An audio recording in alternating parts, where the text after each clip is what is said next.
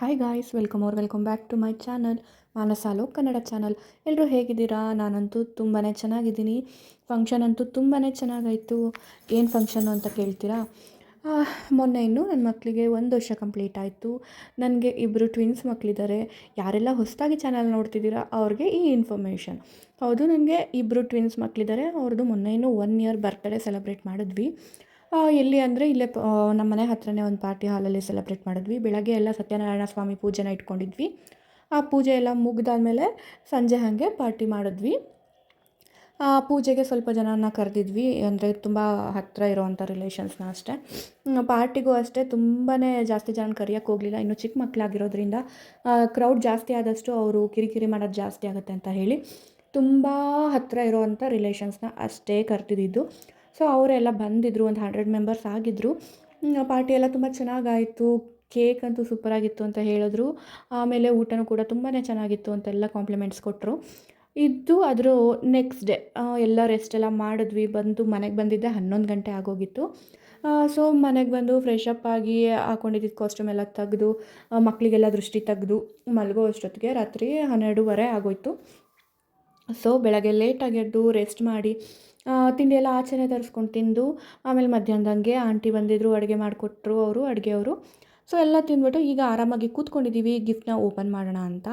ಹೌದು, ಗಿಫ್ಟ್ಗಳಂತೂ ತುಂಬಾ ಬಂದಿತ್ತು. ಅಮೌಂಟ್ ಕೂಡ ತುಂಬ ಬಂದಿತ್ತು. ಅದೆಲ್ಲ ತೆಗೆದು ಗಿಫ್ಟ್ ಒಂದು 20-25 ಗಿಫ್ಟ್ಗಳು ಬಂದಿದ್ವು. ಸೊ ಅದನ್ನೆಲ್ಲ ತೆಗೆದು ಓಪನ್ ಮಾಡಿ ನೋಡ್ತಾ ಇದ್ವಿ. ಮಕ್ಕಳಿಗಿಂತ ನಮಗೆ ಆಸಕ್ತಿ ಜಾಸ್ತಿ ಇತ್ತು, ಯಾರ್ಯಾರು ಏನೇನು ಕೊಟ್ಟಿದ್ದಾರೆ ನೋಡೋಣ ಅಂತ. ತುಂಬ ಜನಗಳು ಗಿಫ್ಟನ್ನ ಹೆಸರು ಬರೀದೇನೆ ಯಾರು ಕೊಟ್ಟಿರೋದು ಏನು ಅಂತ ಹಾಗೆ ಕೊಟ್ಬಿಟ್ಟಿದ್ದಾರೆ. ಸೊ ಅದನ್ನು ಐಡೆಂಟಿಫೈ ಮಾಡೋದು ಸ್ವಲ್ಪ ಕಷ್ಟ ಆಯಿತು. ಆ ಥರದ್ದೇ ಒಂದು 5-6 ಗಿಫ್ಟ್ಗಳು ಬಂದುಬಿಟ್ಟಿದೆ. ಯಾರು ಕೊಟ್ಟಿರೋದು ಅಂತ ಗೊತ್ತಿಲ್ಲ. ಕವರ್ ಮೇಲೆ ಏನು ಹೆಸರು ಇಲ್ದೇ ಹಾಗೆ ಕೊಟ್ಟಿದ್ದಾರೆ. ಇನ್ನೊಂದು 4-5 ಜೊತೆ ಬಟ್ಟೆ ಬಂದಿದೆ. ಅದರಲ್ಲಿ ಒಂದು 2-3 ಜೊತೆ ಅಷ್ಟೇ ಆಗೋದು, ಮಿಕ್ಕಿದೆಲ್ಲ ಎತ್ತಿಟ್ಟಿದ್ದೀವಿ. ಇನ್ನೂ 1 ಇಯರ್ ಆದಮೇಲೆ ಅದನ್ನು ಹಾಕೋಕ್ಕೋಗೋದು ಆ ಥರದ್ದು.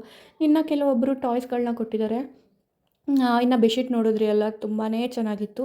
ಇದಂತೂ ನನ್ನ ಫೇವ್ರೇಟ್ ಆಗೋಯಿತು. ಮಕ್ಳುಗಳಾಗಲೇ ಯೂಸ್ ಮಾಡೋಕ್ಕೂ ಕೂಡ ಶುರು ಆಗಿಬಿಟ್ರು. ಆ ಬೆಡ್ಶೀಟ್ ತುಂಬಾ ಸಖತ್ತಾಗಿತ್ತು. ಅದನ್ನು ಕೊಟ್ಟಿದ್ದಂಥ ಅಭಿ ಮತ್ತು ಸುಪ್ರೀತಾಗೆ ತುಂಬ ಥ್ಯಾಂಕ್ಸ್ ಅಂತ ಹೇಳ್ತೀನಿ. ಮಕ್ಕಳು ತುಂಬಾ ಇಷ್ಟಪಡ್ತಿದ್ದಾರೆ ಬೆಡ್ಶೀಟ್ಗಳಂತೂ. ಹಾಗಾಗಿ ಅದನ್ನು ಯೂಸ್ ಮಾಡ್ಕೊಳ್ತಾ ಇದ್ದಾರೆ. ಇನ್ನು ಟಾಯ್ಸ್ಗಳು ಕೆಲವೊಂದು ಈಗಲೇ ಯೂಸ್ ಮಾಡೋವಂಥದ್ದಿತ್ತು. ಇನ್ನು ಕೆಲವೊಂದು ಇನ್ನೂ 1 ಇಯರ್ 2 ಇಯರ್ಸ್ ಬಿಟ್ಟು ಯೂಸ್ ಮಾಡೋವಂಥ ಗಿಫ್ಟ್ಗಳೆಲ್ಲ ಬಂದುಬಿಟ್ಟಿತ್ತು. ಅದನ್ನೆಲ್ಲನೂ ಕೂಡ ಓಪನ್ ಮಾಡಿ ನಾವು ಆಟಾಡ್ತಾ ಇದ್ವಿ. ಆ್ಯಕ್ಚುಲಿ ತುಂಬ ಚೆನ್ನಾಗಿತ್ತು. ಇದೊಂದು ಕೂತ್ಕೊಂಡು ನಾವು ಟೈಮ್ ಪಾಸ್ ಮಾಡೋದಕ್ಕೆ ಒಂದು ಟೈಮ್ ಸಿಕ್ತು ನಮಗೂ. ಆಮೇಲೆ ಕ್ಲೀನಾಗಿ ಎಲ್ಲನೂ ತೊಗೊಂಡು ಎತ್ತಿಟ್ಟಿದ್ದಾಯಿತು. ಯಾಕಂದರೆ ಮತ್ತೆ ಅದನ್ನು ತೆಗೆದು ನೋಡೋ ಅಂಥದ್ದು ಇನ್ಯಾರಿಲ್ಲ, ಎಲ್ಲ ಇಲ್ಲೇ ಕೂತ್ಕೊಂಡ್ಬಿಟ್ಟಿದ್ವಿ. ಸೊ ಹಾಗಾಗಿ ಎಲ್ಲ ನೀಟಾಗಿ ಎತ್ತಿಡೋಣ ಅಂದ್ಬಿಟ್ಟು. ಯಾಕಂದರೆ ಮಕ್ಕಳು ಎದ್ಬಿಟ್ರೆ ಆಮೇಲೆ ಮತ್ತೆ ಅವರು ಹರಡ್ಕೊಂಡು ಕೂತ್ಕೊಳ್ಳೋಕೆ ಶುರು ಮಾಡ್ತಾರೆ. ಅಷ್ಟರೊಳಗಡೆ ನಾವೆಲ್ಲನೂ ಎತ್ತಿಟ್ಬಿಡೋಣ ಅಂತ ಅಂದ್ಕೊಂಡೆ. ಮಕ್ಕಳು ಮಲಗಿದ್ರಿಂದ ಸ್ವಲ್ಪ ಆರಾಮಾಗಿ ನಾವು ಕೂತ್ಕೊಂಡು ಓಪನ್ ಮಾಡ್ಬೋದಾಗಿತ್ತು. ಅವ್ರು ಎದ್ದಿದ್ರಂತೂ ಏನೂ ಬಿಡ್ತಾ ಇರಲಿಲ್ಲ, ಎಲ್ಲ ಗಜಿಬಿಜಿ ಮಾಡಿ ಹಾಕ್ಬಿಟ್ಟಿರೋರು. ಅವ್ರಿಗೆ ಇಷ್ಟ ಆಗಿದ್ದು ಅಂದರೆ ಅಲ್ಲಿ ಆರೆಂಜ್ ಕಲರ್ ಟಾಯ್ ಕಾಣ್ತಿದೆಯಲ್ಲ ಅದು. ಮಕ್ಕಳು ಆ ಥರ ಆಟ ಆಡೋದು ಅದೊಂದೇ ಅನಿಸುತ್ತೆ ಬಂದಿದ್ದು. ಇಟ್ಕೊಂಡು ಗೊಂಬೆ ಅಂತ ಆಟಾಡ್ತಾ ಇದ್ವು, 2 ಒಂದೊಂದು. ಅದು ಆ್ಯಕ್ಚುಲಿ ನಮ್ಮ ಮನೆಗೆ ಬರೋ ಮೇಡ್ ಅವ್ರು ಕೊಟ್ಟಿದ್ದು. ತುಂಬಾ ಚೆನ್ನಾಗಿತ್ತು. ಆಮೇಲೆ ಕೆಲವೊಬ್ರು ಏನು ಮಾಡಿದ್ದಾರೆ, ಬಂದುಬಿಟ್ಟು ನನ್ನ ಮಾತಾಡ್ಸೇ ಇಲ್ಲ, ಹಂಗೆ ಫೋಟೋಗೂ ಬಂದಿಲ್ಲ, ಹೊರ್ಟೋಗ್ಬಿಟ್ಟಿದ್ದಾರೆ. ನಾನು ಮಾರನೇ ದಿನ ಅವ್ರಿಗೆ ಕಾಲ್ ಮಾಡಿ ಕೇಳ್ತಾ ಇದ್ದೀನಿ, ಯಾಕೆ ಬರಲಿಲ್ಲ ಏನು ಅಂತ. ಇಲ್ಲ ಬಂದಿದ್ದೆ, ಸೈಡಲ್ಲಿ ನಿಂತ್ಕೊಂಡಿದ್ದೆ, ಹಾಗೆ ಊಟ ಮಾಡ್ಕೊಂಡು ಹೊರ್ಟೋದೆ ಅಂತ ಹೇಳ್ತಾ ಇದ್ದಾರೆ. ಬಂದು ಮಾತಾಡಿಸ್ಕೊಂಡು ಹೋಗಬೇಕಲ್ವ, ಇಲ್ಲಾಂದರೆ ನಮ್ಗೆ ಹೆಂಗೆ ಗೊತ್ತಾಗುತ್ತೆ ಅವ್ರು ಬಂದಿದ್ದಾರೋ ಬಿಟ್ಟಿದ್ದಾರೋ ಅಂತ. ಆಮೇಲೆ ಪೂಜೆಗೂ ಅಷ್ಟೇ, ನಾನು ಪೂಜೆಗೆ ಕೂತ್ಕೊಂಡ್ಮೇಲೆ ಕೆಲವೊಬ್ಬರು ಬಂದುಬಿಟ್ಟು ಹಾಗೆ ಪ್ರಸಾದನೂ ತೊಗೊಂಡು ಪೂಜೆ ಆದಮೇಲೆ ಹೊರ್ಟೋಗ್ಬಿಟ್ಟಿದ್ದಾರೆ. ನನ್ನ ಮಾತಾಡ್ಸೋಕ್ಕೆ ಬಂದಿಲ್ಲ. ಸೊ ಅಂಥವ್ರು ಕೂಡ ನನಗೆ ಗೊತ್ತೇ ಆಗಿಲ್ಲ ಇಂಥವ್ರು ಬಂದಿದ್ದಾರೆ ಅಂತ. ಮಾರನೇ ದಿನ ಅವ್ರಿಗೆ ಕಾಲ್ ಮಾಡಿ ಯಾಕೆ ಬರಲಿಲ್ಲ ಅಂತ ಕೇಳಿದಾಗಲೇ ಅವ್ರು ಹೇಳಿ, ಇಲ್ಲ ಬಂದಿದ್ದೆ, ಆಶೀರ್ವಾದ ತೊಗೊಂಡೆ, ಪ್ರಸಾದ ತೊಗೊಂಡೆ, ಹೊರಟೋದೆ, ನೀವು ಪೂಜೆಲಿದ್ರಿ ಅಂತ ನಿನ್ನ ಮಾತಾಡ್ಸೋಕ್ಕೆ ಹೋಗಲಿಲ್ಲ ಅಂದರು. ಆದ್ರೂ ಬಂದು ಮಾತಾಡ್ಸಿದ್ರೆ ಚೆನ್ನಾಗಿರುತ್ತೆ ಅಲ್ವಾ. ಯಾಕಂದರೆ ನಾವು ಪ್ರೀತಿಯಿಂದ ಕರೆದಿರ್ತೀವಿ, ನಮಗೆ ಗೊತ್ತಿರಲ್ಲ ಅವ್ರು ಬಂದಿದ್ದಾರೋ ಇಲ್ವೋ ಅಂತ. ಈಗ ನಾನಾಗಿದ್ದಕ್ಕೆ ಬಾಯ್ಬಿಟ್ಟು ಕೇಳಿದೆ ಫೋನ್ ಮಾಡಿ, ಯಾಕೆ ಬರಲಿಲ್ಲ ಏನು ಅಂತ.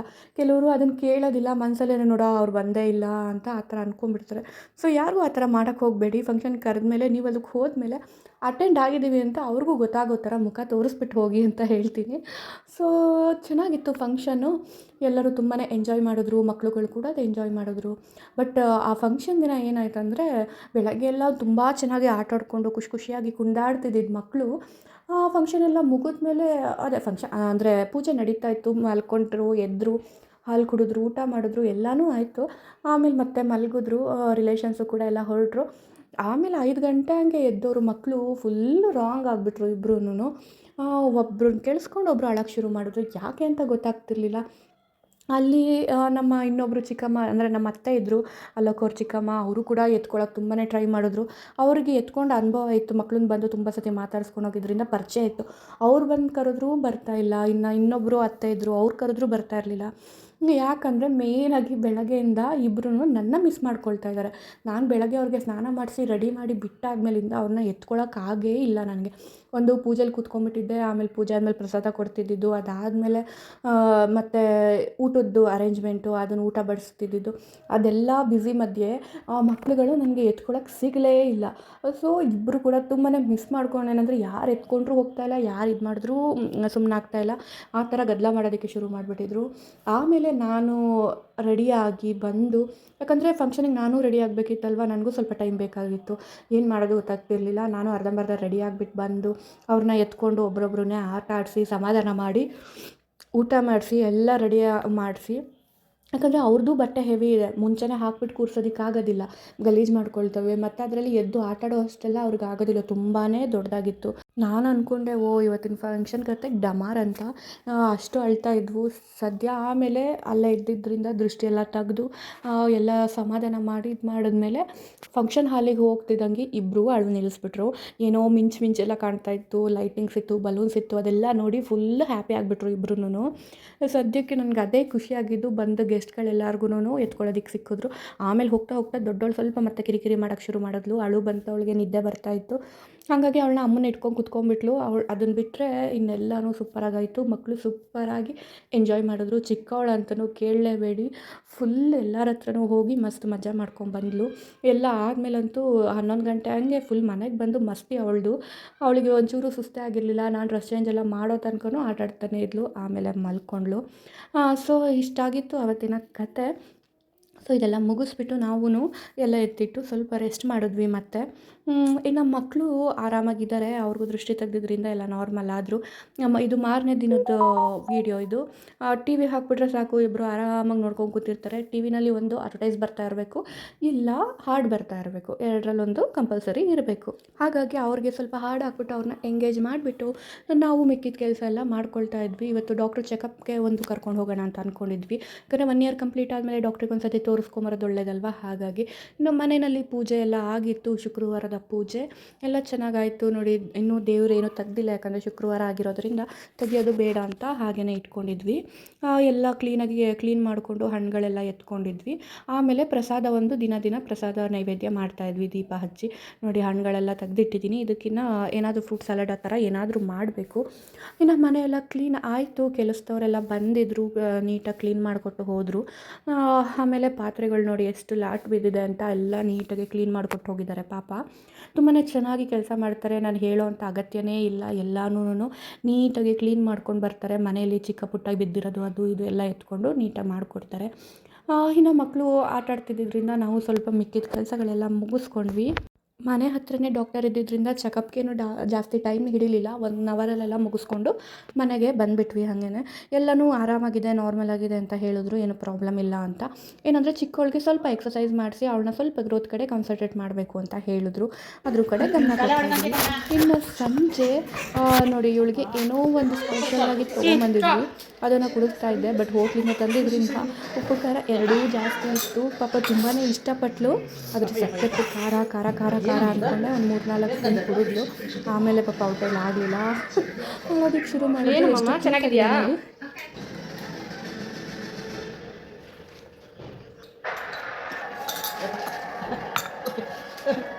ಹೆಂಗಿದೆ ಅಪ್ಪ ಇದಕ್ಕೆ ಇಷ್ಟ ಮೂಗಲ್ಲಿ ಗೊಣ್ಣೆ ಎಲ್ಲ ಬಂತಲ್ಲ ಏನದು ಚೆನ್ನಾಗಿದೆಯಾ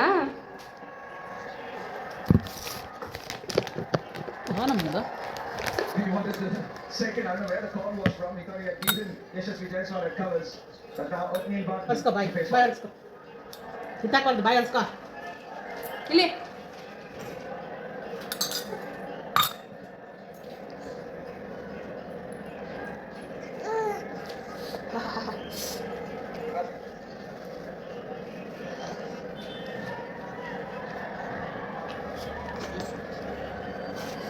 Everything tight, slip in place. 2 ದಿನ ಅಲ್ಲೇ ಟೈಮ್ ಪಾಸ್ ಮಾಡಿ ರೆಸ್ಟ್ ತೊಗೊಂಡು ಸಂಪೂರ್ಣ ಆಮೇಲೆ ಹೊರಟ್ವಿ ನಾವು. ಭಾನುವಾರ ಹೊರಟಿದ್ದು ನಾವು, ಯಾಕಂದರೆ ಸೋಮವಾರದಿಂದ ಅವ್ರಿಗೂ ಎಲ್ಲ ಆಫೀಸ್ ಇರುತ್ತೆ, ಹೋಗಬೇಕು, ನಮ್ಮ ಜೊತೆ ಇರೋಕ್ಕಾಗಲ್ಲ. ಮಕ್ಕಳಿದ್ರೆ ನಮ್ಮ ಜೊತೆ ಇರಬೇಕು ಅಂತ ಆಸೆ ಪಡ್ತಾರೆ. ಅವ್ರಿಗೆ ನಮ್ಮನ್ನ ಕಳಿಸ್ಕೊಡೋಕ್ಕೆ ಇಷ್ಟ ಇರಲಿಲ್ಲ, ಮಕ್ಳಿಗೂ ಕೂಡ ನಮ್ಮ ಜೊತೆ ಬರೋದಕ್ಕೆ ಇಷ್ಟ ಇರಲಿಲ್ಲ, ಬೇಜಾರು ಮಾಡ್ಕೊಳ್ತಾಯಿದ್ರು. ಧಾತ್ರಿ ಅಂತೂ ತುಂಬಾ ಬೇಜಾರು ಮಾಡ್ಕೊಂಡ್ಳು. ನನಗೂ ಕೂಡ ಅಷ್ಟೇ ತುಂಬಾ ಬೇಜಾರಾಗ್ತಾ ಇತ್ತು. ಆದರೂ ಏನೂ ಮಾಡೋಕ್ಕಾಗಲ್ಲ, ಹೋಗಲೇಬೇಕಲ್ವ. ಧಾತ್ರಿ ಅಂತೂ ಒಂದು 5 ನಿಮಿಷ 10 ನಿಮಿಷ ಫುಲ್ ಸಪ್ಪಗೆ ಆಗಿಬಿಟ್ಲು. ಅವಳಿಗೇನೋ ಒಂಥರ ಫೀಲಿಂಗ್ ಆಗ್ತಾಯಿತ್ತು, ನೋಡ್ತಾ ಇದ್ದೆ. ಆಮೇಲೆ ಹಾಗೆ ಮಲ್ಕೊಂಬಿಟ್ಲು ಪಾಪ. ಇನ್ನು ಧರಣಿ ಅಂತೂ ಕಾರ್ ಹತ್ತಿದಂಗೆ ಕಾರ್ ಮೂಡಿಗೆ ಸೆಟ್ ಆಗಿಬಿಡ್ತಾಳೆ. ಎಲ್ಲ ಹೋಗ್ತಾ ಇದ್ದೀವಿ ಅಂತ ಎಂಜಾಯ್ ಮಾಡ್ಕೊಂಡು ಕೂತ್ಕೊಂಡಿದ್ಲು ಅವಳು. ಆಮೇಲೆ ಗಾಡಿ ನಿಲ್ತಿದ್ದಂಗೆ ಅವಳು ಪಾಪ ಗಾಡಿ ಮುಂದಕ್ಕೆ ನಾನೇ ತೆಳ್ತೀನಿ ಅಂದ್ಬಿಟ್ಟು ಕಾಳಲ್ಲಿ ಕೂತ್ಕೊಂಡು ಕಾಲಲ್ಲೇ ತೆಳ್ಬಿಡೋಳು. ಹೋಗ್ತಾ ಇಲ್ಲ ಅಂತ ಅದು ಕಳೋಳು. ಇವಳು ನೋಡಿ ನಿದ್ದೆ ಮಾಡಿ ಎದ್ಲು, ಫ್ರೆಶ್ ಅಪ್ ಆಗಿ ಆರಾಮಾಗಿ ಕೂತ್ಕೊಂಡಿದ್ದಾಳೆ. ಇನ್ನೇನು ಮನೆ ಹತ್ರ ಬಂದ್ವಿ. ನಾನು ಕೂಡ ಒಂದು ಅರ್ಧ ಗಂಟೆ ನಿದ್ದೆ ಮಾಡಿದೆ ಚೆನ್ನಾಗಿ. ಟಯರ್ಡ್ನೆಸ್ ಇನ್ನೂ, ಯಾಕಂದರೆ ಮಕ್ಕಳು ರೊಟೀನ್ ಮಿಸ್ ಮಾಡೋ ಹಾಗೆ ಇಲ್ಲ. ಮಕ್ಕಳು ರೊಟೀನ್ ನಡೀತಾ ನಾವು ರೆಸ್ಟ್ ಮಾಡಬೇಕಾಗಿತ್ತು. ಅದು ಸ್ವಲ್ಪ ನನಗೆ ಕಷ್ಟ ಅನ್ನಿಸ್ತು. 3-4 ದಿನ ತಗೊಳ್ತು ನನಗೆ ಫುಲ್ ಅದು ಸೆಟ್ ಆಗೋದಕ್ಕೆ. ಇನ್ನು ಮಕ್ಕಳಿಬ್ರು ಚೆನ್ನಾಗಿ ದೃಷ್ಟಿ ತಗೊಂಡು ನಾರ್ಮಲ್ ಆಗಿಬಿಟ್ರು. ಆದರೆ ನನಗೆ ಯಾರೂ ದೃಷ್ಟಿ ತೆಗಿಯೋರು ಇರಲಿಲ್ಲ. ನನ್ನ ಫಜೀತಿ ಬೇಡವೇ ಬೇಡ. ಮನೆಗೆ ಬಂದಿದ್ದ ತಕ್ಷಣ ಫಂಕ್ಷನಲ್ಲಿದ್ದೆಲ್ಲ ಚೆನ್ನಾಗಿ ಎತ್ತಾಕ್ತು, ಇರೋ ಬರೋ ಮುಖ ಎಲ್ಲ ಹಾಳು ಮಾಡ್ಕೊಂಡು ತಿಳ್ಕೊಂಡಿದ್ದೀನಿ. ಏನಾಯಿತು ಅಂತ ನೆಕ್ಸ್ಟ್ ವ್ಲಾಗಲ್ಲಿ ಹೇಳ್ತೀನಿ ನಿಮಗೆ. ಸುಮ್ಮನಿರೋ ಬಡಿಗೆ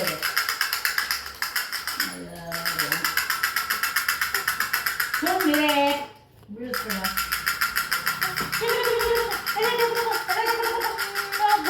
ಮಕ್ಕಳು ಚಿಕ್ಕಮ್ಮ ಬಂದುಬಿಟ್ಟು ಅವ್ರಿಗೆ ಅಂತ ಸ್ಪೆಷಲಾಗಿ ತೊಗೊಂಡಿದ್ದು ಸೈಕಲ್ನ ಗಿಫ್ಟ್ ಮಾಡಿ ಹೋದರು. ಅವ್ರು ಫಂಕ್ಷನ್ಗೆ ಬರೋಕ್ಕಾಗಲಿಲ್ಲ ಅಂದ್ಬಿಟ್ಟು ಇವತ್ತು ಬಂದಿದ್ದಾರೆ ಮನೆಗೆ. ಫಂಕ್ಷನ್ ಎಲ್ಲ ಆದಮೇಲೆ ಈಗ ಬಂದು ಗಿಫ್ಟ್ ಕೊಟ್ಬಿಟ್ಟು ಮಕ್ಕಳನ್ನ ಆಟಾಡಿಸ್ಕೊಂಡು ಹೋದರು. ಮಕ್ಕಳಿಗಂತೂ ತುಂಬಾ ಖುಷಿಯಾಗೋಯ್ತು ಸೈಕಲ್ ಮೇಲೆ ಕೂತ್ಕೊಳ್ಳೋಕ್ಕೆ. ಇದು ಫಸ್ಟ್ ಟೈಮ್ ಕೂತ್ಕೊಳ್ತಿರೋದು ನೋಡಿ. ಒಂಚೂರು ಹೆದರ್ಕೊಳ್ತಿಲ್ಲ, ಗಲಾಟೆ ಮಾಡ್ತಿಲ್ಲ, ಆರಾಮಾಗಿ ಕೂತ್ಕೊಳ್ತಾ ಇದ್ದಾಳೆ. ಆದರೆ ಅವಳಿಗೆ ಕಾಲು ಇಟ್ಟಬೇಕು ಅಂದರೆ ಇನ್ನೂ ಒಂದು 6 ತಿಂಗಳು ಮೇಲಾಗುತ್ತೆ. ಆಮೇಲೆ ಆ ಸೈಕಲ್ ಮೇಲೆ ಬರೆದಿರೋದು ಅಷ್ಟೇ 2 ಇಯರ್ಸಿಂದ 5 ಇಯರ್ಸ್ ತನಕ ಯೂಸ್ ಮಾಡ್ಬೋದು ಅಂತ. ಸೊ ಈಗಲೇ ಅವಳಿಗೆ ಆಗಲ್ಲ, ಬಟ್ ಸ್ವಲ್ಪ ಯೂಸ್ ಮಾಡ್ತಾ ಇದ್ದಾಳೆ. ಅವಳಿಗೆ ಆಟ ಆಡಿಸ್ಬೇಕು ಅಂದಾಗ ನಾವು ಈ ಸೈಕಲ್ನ ತೊಗೊಳ್ಬೋದು. ಧಾತ್ರಿ ಅಂತೂ ಅದ್ರ ಮೇಲೆ ಕೂತ್ಕೊಳ್ಳೋದಕ್ಕೂ ಹೋಗಲಿಲ್ಲ. ಅವಳು ತುಂಬ ಭಯ ಪಟ್ಕೊಂಡ್ಬಿಟ್ಲು, ಏನಿದು ಹಿಂಗಿದೆ ಅಂತ. ಅವಳು ಇವಳು ಇಬ್ಬರು ನೋಡ್ತಿರೋದು ಫಸ್ಟ್ ಟೈಮೇ. ಬಟ್ ಧರಣಿ ಸ್ವಲ್ಪ ಧೈರ್ಯವಾಗಿ ಫೇಸ್ ಮಾಡಿದ್ಲು. ಧಾತ್ರಿಗೆ ಆಗಲಿಲ್ಲ, ಅವಳು ಅಳೋದಕ್ಕೆ ಶುರು ಮಾಡಿಬಿಟ್ಲು, ಏನಿದು ಈ ಥರ ಇದೆ ಅಂತ.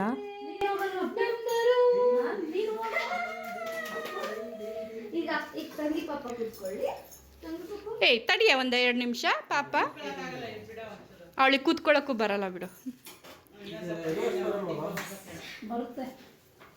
ಅಷ್ಟೇ ಅದು ಅಷ್ಟೇ ನೋಡಿ. ಹೀಗೆ ನಾವು ತರಕಾರಿ ಗಾಡಿ ತಳ್ತೀವಲ್ಲ ಆ ಥರ, ಅದಕ್ಕೆ ಅದಿರೋದು ಕಣೆ, ಅದಕ್ಕಿರೋದದು. ಹೌದು. ನಾನೇನು ಹೇಳಿದೆ ಆಗ್ಲೇ. ನೀನು ಫಸ್ಟ್ ಸ್ಟೇರಿಂಗ್ ತಿರ್ಗ್ಸಕ್ಕಲ್ಲಿ ಉಲ್ಟಾ ತಿರ್ಗಿಸ್ಬಿಟ್ಯಾ ಮಗಳದ್ನ ಉಲ್ಟಾ ಮಗಳನ್ನ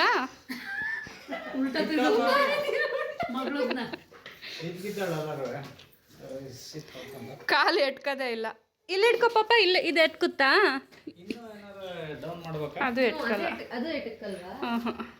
ಸರಿ ಬಿಡ. ಚೆನ್ನಾಗಿತ್ತು ಪುಟ್ಟಚ್ಚೆ. ಇಟ್ಕೊಳ್ಳೋ ಇವನ್ ಹ್ಯಾಂಡ್ ಇಟ್ಕೊಳ್ಳೋ. ಬೆಲ್ಟ್ ಅಜ್ಜಿಗೆ ಹೇಳ್ತಾ ಇದೆ. ಅದು ಹಿಂಗ್ ಶೋಲ್ಡರ್ ಮೇಲೆ ಬರಬೇಕು. ಇಟ್ಕೊಳ್ಳೋ ಮೇಲೆ ಇಟ್ಕೋ. ನಾವು ಅದೆಲ್ಲ ಓಡಾಡ್ಸಲ್ಲ ಹಿಂಗೆ ಮಾಡಿದ್ವಲ್ಲ ಆ ಥರ. ಇಲ್ಲೇನೋ ಇಟ್ಕೊಂಡ, ಇಲ್ಲೇನು ಬರುತ್ತೆ ಕಂಪನಿ ಇಟ್ಕೊಂಡ, ಇಟ್ಕೊಂಡು ಕುಚ್ಚಕಂದ, ಏನಾಗಲ್ಲ. ಇಟ್ಕೊ ಏ ಹೋಗಜ್ಜಿ, ಇಟ್ಕೊಂಡ. ಎಲ್ಲಿ ಬೆಲ್ಲು? ಇದು ಬೆಲ್ ತಾನೆ? ಇಲ್ಲ ಬರ್ತಾ ಇಲ್ಲ. ಅದೇನೋ ಸರಿ ಚೆಕ್ ಮಾಡ್ಬೇಕು. ಓ ಹಂಗ. ಚೆನ್ನಾಗಿದೆ ಬೆಲ್ಲು. ನಮಗೆ ಕಂಡಿಡಿಯಕ್ಕಾಯ್ತಾ ಇಲ್ಲ.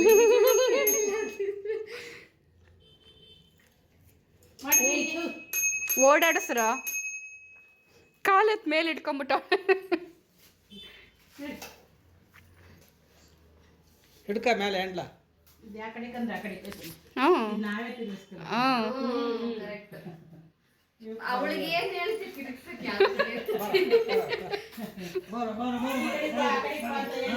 ನಾವೇ ತಿರ್ಗಿಸ್ಕೊಂಡು ಹೋಗ್ತಾ ಇರ್ಬೇಕು. ನಿಂದದ್ ಬೈಗ ಅದು ಯಾಕೋ ಯಾರು ಕೊಡಿಸ್ಲಿಲ್ವೇ ನಂಗೆ? ಗಿಡ ಬೇಡ ಅಂತ ಭಯ ಅವಳಿಗೆ. ತೆಗೀರಿ ಅನ್ನ. ತೆಗಿಯಕ್ಕೆ ಬಿಡ್ತೀನಿ. ಜಾಸ್ತಿ ಹೇಳ್ತಾರೆ. ಇಲ್ಲ ಸಾರಿ ದೊಡ್ಡಮ್ಮನ ಕೈಲಿ ಕೊಡು ಬೈಲಿ. ಇಲ್ಲ ಏನು ಇಳಿಸ್ತಾ ಇದ್ದಲ್ಲ ಇಚ್ಛೆ ಮಾಡೋಳು ಸೈನ್ ಮಾಡ್ಬೇಕಾಗುತ್ತೆ. ಯಾಕಮ್ಮ ಯಾಕಮ್ಮ ಹತ್ತಿದ್ದು? ಇಲ್ಲ ಯಾರು ಸೈಕಲಲ್ಲಿ ಕೂಡಿಸ್ಬಿಟ್ರೆ ನೀನ ಬನ್ನಿ ದೊಡ್ಡಪ್ಪ ಇನ್ನೊಂದು ರೌಂಡ್ ಹಂಗೆ. ಹಾಂ ಸೂಪರ್ ಟಾಟಾ ಬನ್ನಿ ದೊಡ್ಡಪ್ಪ. ಮಾಮಿ ಇದಕ್ಕೆ ಹಾಕು video. ನೋಡಿ ಏನು ಪೋಸ್ ಕೊಟ್ಟಿಲ್ಲ ತೆಗಿಲೇ ಕ್ಲೀನಾಗಿ ಹಾಕಿ ಬೆಲ್ಟ್ ಹಾಕಿ ಅರೆ ಇದಳ್ಕಣ ಇವಳು ಚಿಮ್ಮಿಂಕಿ. ಅಯ್ಯೋ ಹುಷಾರು. ಅದಕ್ಕೆ ಹೇಳಿದೆ ಚೇರ್ಗೆ ಉದ್ದ ಇರ್ಬೇಕಿತ್ತು ಹೊರಿಕೊಳಕ್ಕೆ ಇದೆ ಪಿನ್ ಹಾಕ್ಬಿಡು ಒಂದು ಬಟ್ಟೆಗೆ. ನೆಕ್ಸ್ಟ್